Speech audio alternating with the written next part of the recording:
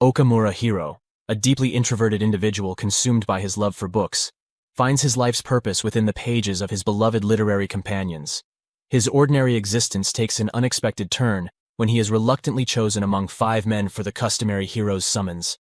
Unlike his 4 heroic companions who share camaraderie, Hiro, a self-proclaimed loser, is included by mere chance.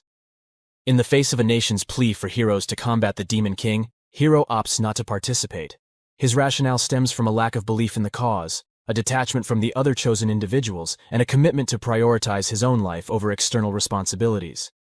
Unbeknownst to many, Hiro harbors a latent power within him that holds the potential to reshape the world, a secret capability known to only a select few within his seemingly ordinary persona. Once upon a time, in a distant realm, 5 individuals found themselves mysteriously transported to a new world. Observing this extraordinary event unfold was Princess Alara, who, with bated breath, witnessed the culmination of her arduous efforts. Accompanied by her loyal soldiers, she received the news of success with uncontainable joy. The soldiers conveyed that Princess Alara had accomplished her goal and successfully summoned the heroes she had long sought. Overwhelmed with happiness, the princess expressed her elation, proclaiming that she had finally succeeded in bringing forth the champions destined to save their realm. Following the arrival of the 5 individuals, a curious hush fell upon the onlookers. Among them, a concerned young boy inquired about the well-being of his sisters, seeking assurance that they were unharmed. Chika, one of the summoned girls, promptly reassured him, affirming that she was indeed okay. In the midst of the unfolding mystery, Shinobu, another girl in the group, turned to her sister with a query about their surroundings and the origin of their sudden appearance. Her sister Taishi responded with uncertainty, expressing that she was as clueless about the situation as everyone else. In this moment of confusion, the princess, extending her gratitude, addressed the group collectively, expressing her thanks for their willingness to participate in the summoning. With a sense of honor, she officially hailed them as the heroes who had answered the call from another world. In the midst of the perplexity surrounding the heroes' summoning, a contemplative figure named Hiro found himself grappling with the enigma. The collective confusion among the summoned individuals hung in the air. It was at this juncture that Princess Alara stepped forward, reassuring them that King Viridian would elucidate the situation in its entirety. Guiding them towards the king's location, Princess Alara urged the heroes to follow her. Amidst this, Hiro, lost in his thoughts, pondered the surreal nature of their predicament. Casting aside any notion of a dream or illusion, he questioned the very essence of their surroundings.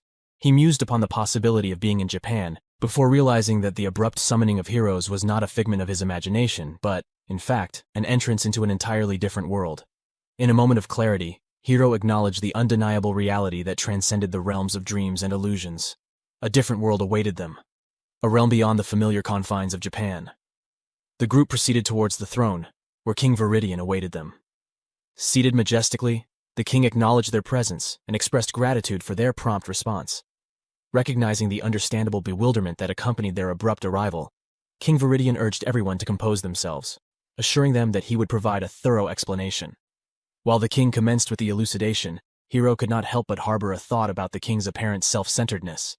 Nonetheless, King Viridian continued his address, revealing that they were now in the human kingdom of Victorias, situated within the larger realm known as Idea, a kingdom inhabited by humans in this unfamiliar world. King Rudolf van Strauss-Arcleum, the ruler of the country, took a moment to identify himself as the governing authority. Following this introduction, Princess Lilith, the first princess, also presented herself to the group.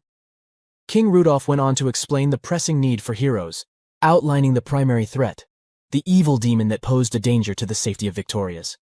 He emphasized that the hero's role was crucial in ensuring the protection and preservation of their kingdom. Upon learning about the daunting task of defeating the Demonkin, Hiro's friend was visibly stunned. King Rudolf went on to explain that Idea was composed of 4 distinct races: the humankin, beastkin, ghostkin, and demonkin. Within this diverse realm, tensions among the 3 races, excluding the ghosts, had reached an unprecedented level.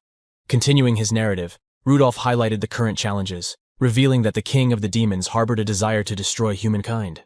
This revelation added a layer of complexity to the already delicate balance among the races, intensifying the urgency of the hero's mission. Lilith conveyed that the heroes were endowed with potent magical abilities and exceptional physical prowess, enabling them to exhibit maximum strength in the heat of battle. Emphasizing the formidable nature of their capabilities, she explained that, in a direct confrontation, ordinary humans would stand no chance against them.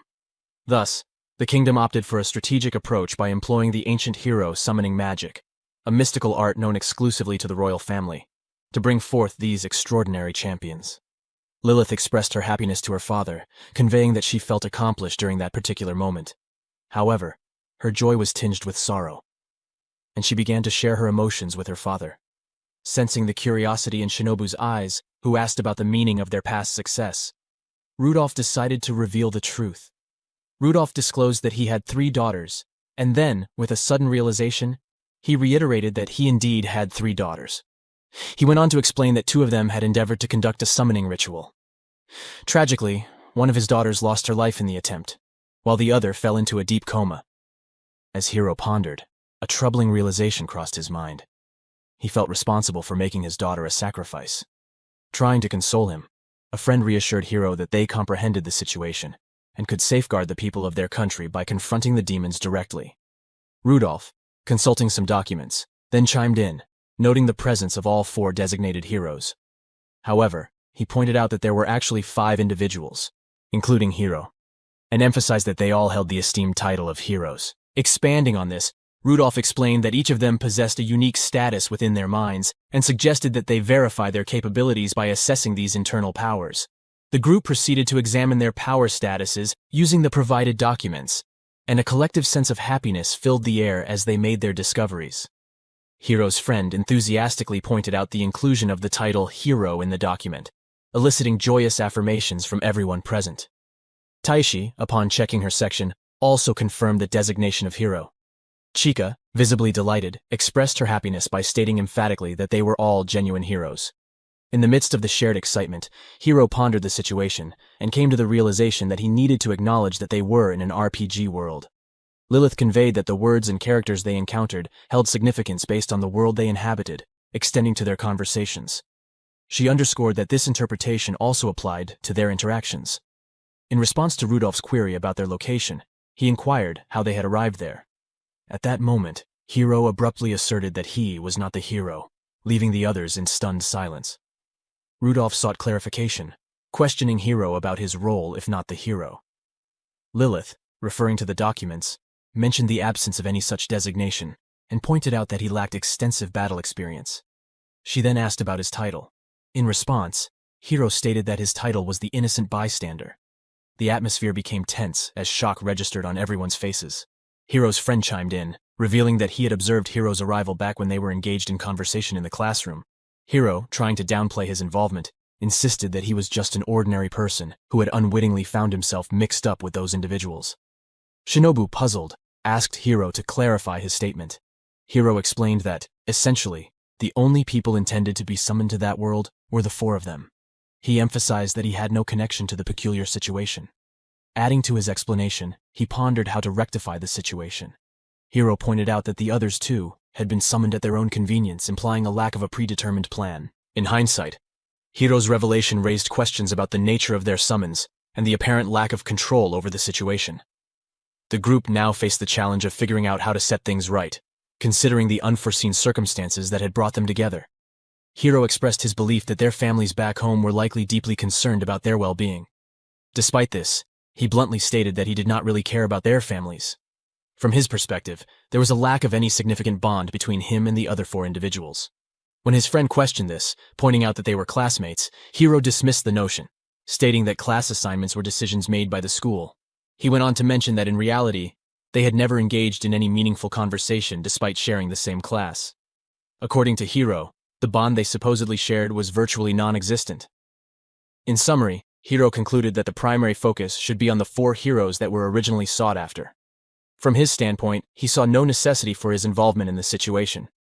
Hiro continued by expressing disbelief at the suggestion that someone like him, an ordinary person, should be expected to confront dangerous beings like the Demonkin. In response, Rudolph inquired about Hiro's desires and plans. Hiro, pondering the possibilities, asked if he could return to his original world. Rudolph informed him that according to the documents, the king of the demon possessed knowledge of returning magic. Hiro's friend suggested a more direct approach, eliminating the Demon King swiftly. Hiro, however, questioned the necessity of such a drastic measure. Rudolph acknowledged the validity of Hiro's point, but highlighted the magnificence of the demon country, assuring him that he would find it to his liking. Moreover, Rudolph emphasized that now, they were all considered family.